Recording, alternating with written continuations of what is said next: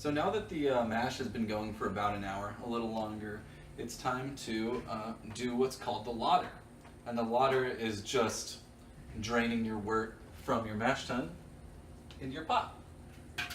Now, before you do that, you want to perform a step called the Vorlauf.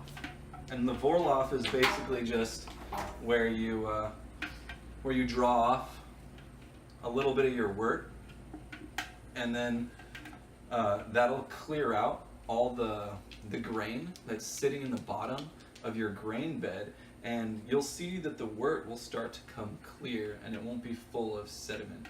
And that's when you know that you can switch from pouring it in here to pouring it into your pot, and then you can take this and just pour this on top of your mash tun. So we're going to start that off and we'll see how that's done.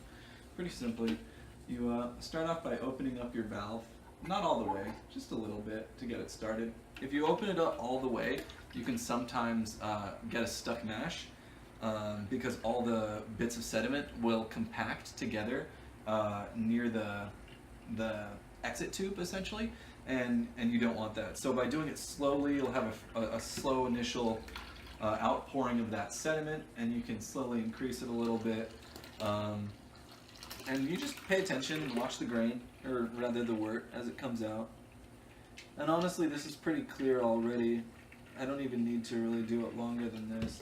I can just put it inside of my pot and let it go.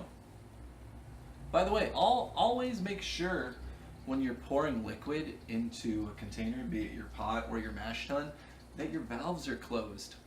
Always make sure, because you'll lose a lot of water or wort and you'll end up having to clean that up, and that's no fun.